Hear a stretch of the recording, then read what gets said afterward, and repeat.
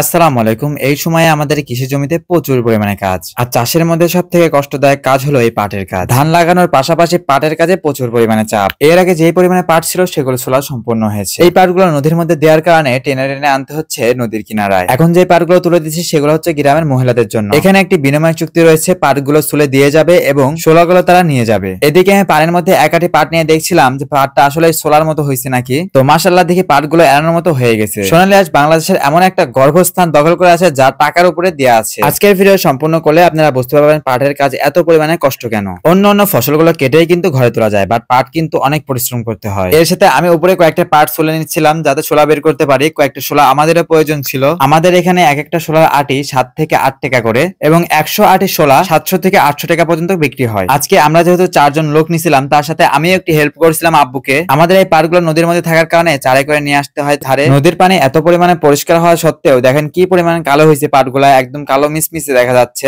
যাই হোক দর্শক, এই বছর যে পাট নিয়ে কত রকম পরিশ্রম করতে হয়েছে, ঝামেলার সম্মুখীন হয়েছে শুধু আমরাই জানি। সামনের বার থেকে চিন্তা ভাবনা আছে পাট না বোনার চেষ্টা করব, আর যদিও পাট বুনি তাহলে অল্প পরিমাণে চাষাবাদ করব, কারণ এই সময় এসে আব্বু ভালোভাবে কাজ কাম করতে পারে না। আর আমার তো পড়াশোনা কলেজ সবকিছু মিলে আমিও কাজ কাম করি না। তবে আমাদের এলাকায় যে পরিমাণে পাটের মৌসুম চলছে, এইখানে তো পুরো পাটের এলাকা হয়ে গেছে একদম। সবাই ব্যস্ত নিজ নিজ কাজে। আসলে কি করবে বলেন, প্রচুর পরিমাণে খাটনির কাজ হলো এই পাটের কাজ। পাটগুলো এড়ানোর সাথে সাথে সুলাও বিক্রি হয়ে যাচ্ছে এখান থেকে। এর আগের বারের তুলনায় এইবার সুলার দাম মাশাআল্লাহ অনেক পরিমাণে ভালো। আসসালামু আলাইকুম দর্শক, আমাদের পাটও কালা আমরাও কালা। এদিকে এদিকে এদিকে আসো, এদিকে আসো। দর্শক, ওরা যদি তোমাকে হাতে ধরা দেয় তাহলে ওদের জন্য কি থাকবে, জিলিপি খাওয়া তোমাদেরকে পাট বেশি। একটা সময় ছিল গ্রাম অঞ্চলে যখন এই ছোট ছোট বাচ্চাদেরকে ডেকে ডেকে পাটের হাতে ধরা দিলে পরে জিলিপি খাওয়াইতো। আগে গ্রামের মানুষ এক গাদি পাট বুনতো, রাত 1টা 2টা অব্দি পাট শুকাইতো। নদীতেই দেওয়া হয়েছে এগুলা, বাট পাট ভালো হয়নি। এই পাটগুলো একদমই কালো হয়েছে।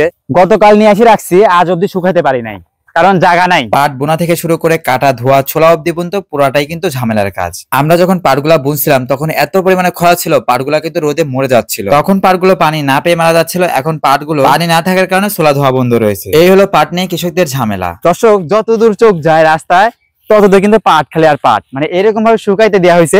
এইদিকে যেমনটা, আবার এই দিকেও কিন্তু তেমনটাই। যতদূর চোখ যায় শুধু পাট আর পাট, মানে এই সময়টা হচ্ছে পাটের সিজন। যতদূর চোখ যায় রাস্তা দিয়ে ততদূর শুধু পাট চলে গেছে। পাট নিয়ে ঝামেলার কোনো শেষ নেই, বারে বারে বৃষ্টি নামছে মুষলধারে। পাটগুলো ভালোভাবে শুকাইতে না পারে বিপদে পড়েছি আমরা। এখনো প্রায় বাসাতে 7-8 বোঝার মতো পাট রয়েছে যেগুলো শুকানোই হয়। সকাল থেকে গুড়ি গুড়ি বৃষ্টি হচ্ছে, কখনো বা জোরে কখনো বা আস্তে। যেগুলো বা শুকনো ছিল সেগুলো ভিজে যাচ্ছে। কি আর করার, পাটগুলো ঝাঁকি দিয়ে সুন্দরভাবে মোচড় দিয়ে পেঁচায় ফেলছি, কারণ এই পাটগুলো অনেকটা শুকিয়ে গিয়েছে, অল্প অল্প ভিজা রয়েছে। তারপরে তুলে ফেলবো, কারণ বৃষ্টি আসলে একদমই ভিজে যাবে। এই হলো পাট নিয়ে কৃষকদের ঝামেলা। তো যাই হোক, আমরাও আজকে পাট নিয়ে আসলাম। আবার প্রায় 20-22 দিন পর আমাদের পাটের কাজ। এখন চলবে ধানের কাজ। সবাই দোয়া রাখবেন। আসসালামু আলাইকুম।